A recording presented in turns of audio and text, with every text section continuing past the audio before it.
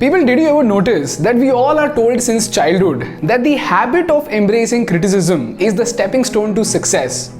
But nobody ever tells us, how do you exactly embrace criticism?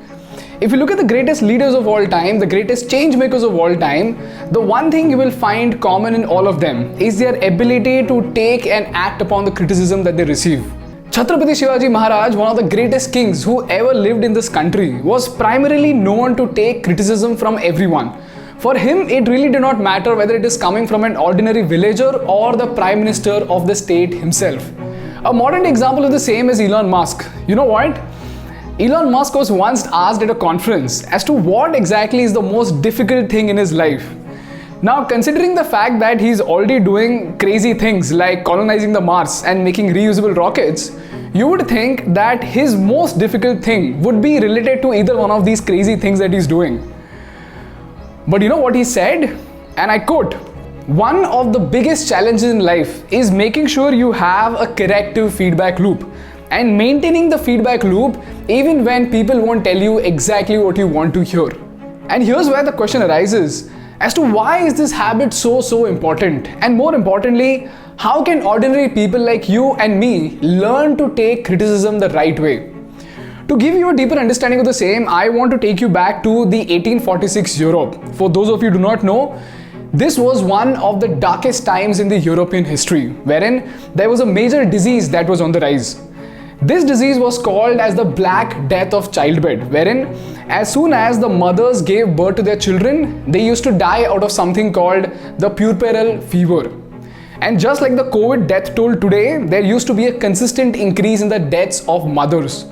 And even after years of research and millions of dollars into spending, no one could actually find out what exactly caused this problem. But amidst all of this chaos, there was this one guy by the name Dr. Ignace Semmelweis.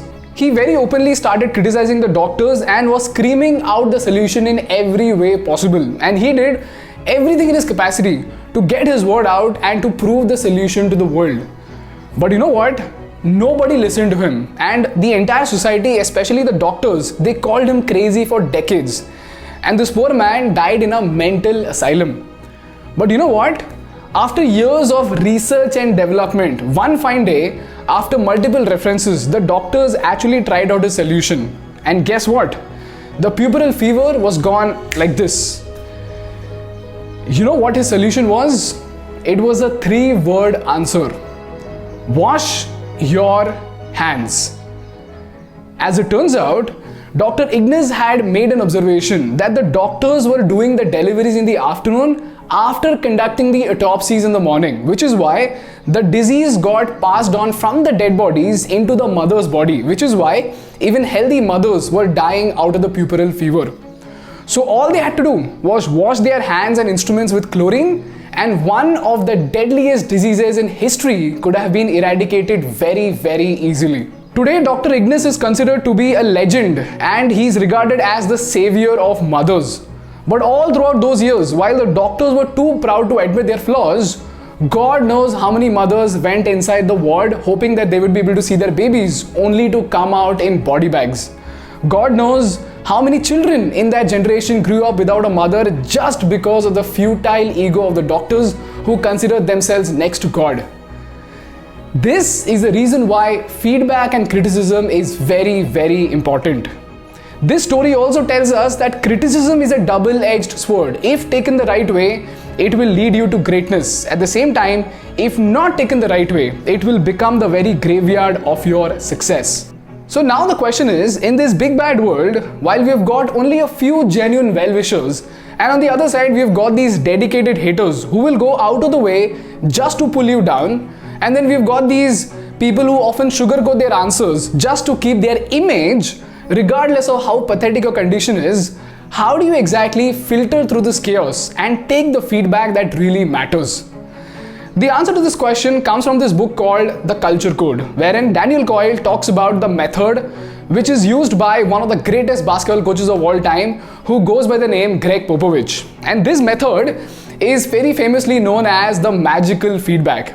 And you can use this magical feedback technique by asking 3 questions to your critic.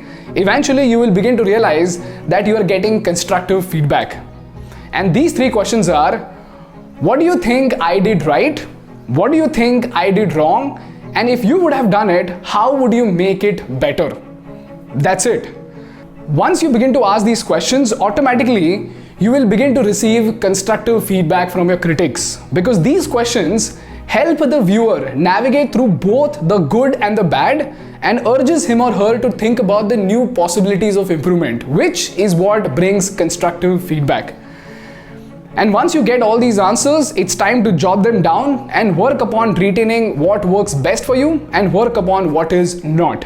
And then comes the most important question of all.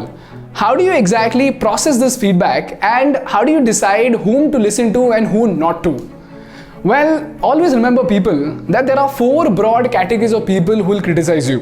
The first category of people are the haters. These are people who will criticize you just to pull you down. And if you start taking them seriously, it will mess up with your focus and stifle your growth. So, block them both from your life and social media, and it will work wonders for you. The second category of people are innocent critics. These are people who love you a lot, but might sometimes give you baseless advice. For example, your parents love you a lot. That is why they might push you to take a so-called safe career.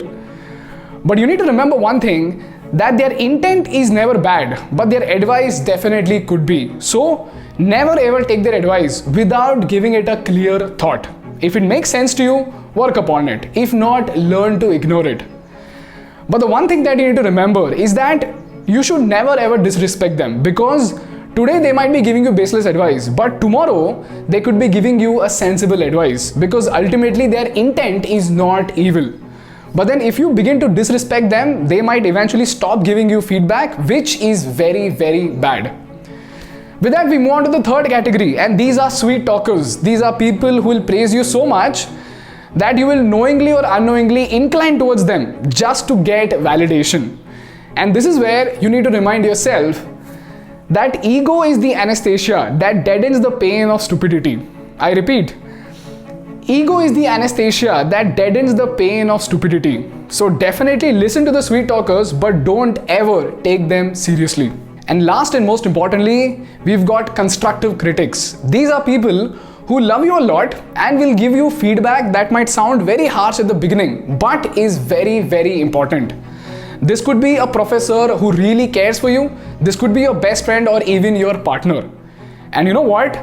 Never ever leave these people, and always jot down what they say. And sometimes they might give you baseless advice, because nobody is perfect. But do make sure to jot down their criticism and work obsessively on it. And once you start doing this, you will begin to witness exponential growth in whatever aspect you're taking criticism for. This could be your personal life, this could be your professional life, this could even be your own business. And if you do this, I am 100% sure that nobody in this goddamn world can stop you from achieving greatness, regardless of what you're doing right now. And every time it gets difficult to gulp down a harsh feedback, just tell yourself one thing. Criticism is that stone that people will throw at you all the time, but it is you who needs to decide whether to build the castle of your greatness or the graveyard of your success. Now let that sink in and think about it for a while. That's all from my side for today, guys. If you learned something valuable, please make sure to hit the like button so that you can let the YouTube algorithm know that you love the video. And more importantly, to support our work, please subscribe to our channel. Thank you so much for watching. I'll see you on Tuesday and have a wonderful weekend. Bye bye.